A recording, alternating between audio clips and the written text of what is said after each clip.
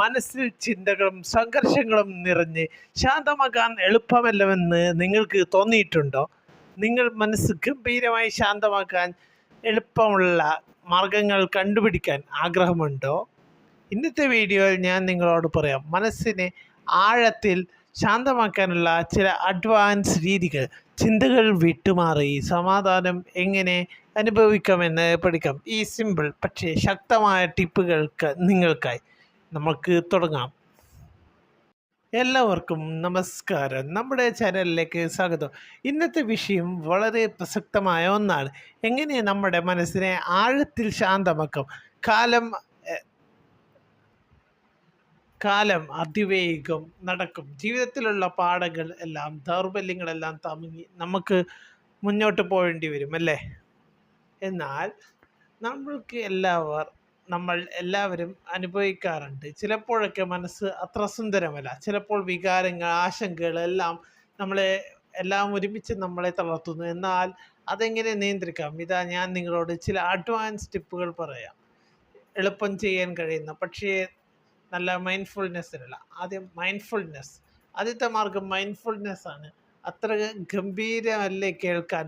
ഇതിനാണോ ഇത്രയും പ്രാധാന്യമുള്ളതെന്ന് നിങ്ങളോട് ഞാൻ ഉദാഹരണം പറയാം.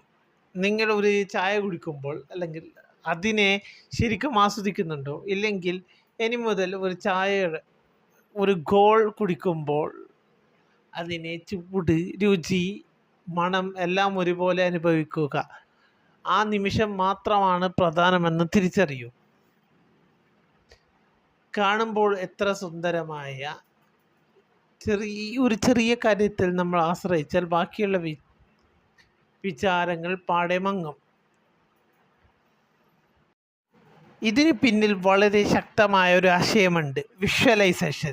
നിങ്ങൾക്ക് സന്തോഷവും സമാധാനവും വേണമെന്ന് തോന്നുമ്പോൾ കണ്ണുകൾ അടച്ച് അതിൻ്റെ ചിത്രം സൃഷ്ടിക്കൂ. ഒരു മനോഹരമായ കാഴ്ച, പച്ചപ്പ് നിറഞ്ഞ സ്ഥലം നിങ്ങളുടെ മനസ്സിൽ അതിപ്പോൾ നിങ്ങൾ അനുഭവിക്കുന്നുണ്ടാവും. കടലാസിലെ ചിത്രം പോലെ അവിടെ നിങ്ങൾ സുരക്ഷിതനോ സന്തോഷവാനുമാണ്. ഇത് ഒരു ആഴത്തിലുള്ള വിശ്വാസത്തിൻ്റെയും മനസ്സിനെയും ശരിയാക്കുന്ന മനോഹരമായ മാർഗമാണ്.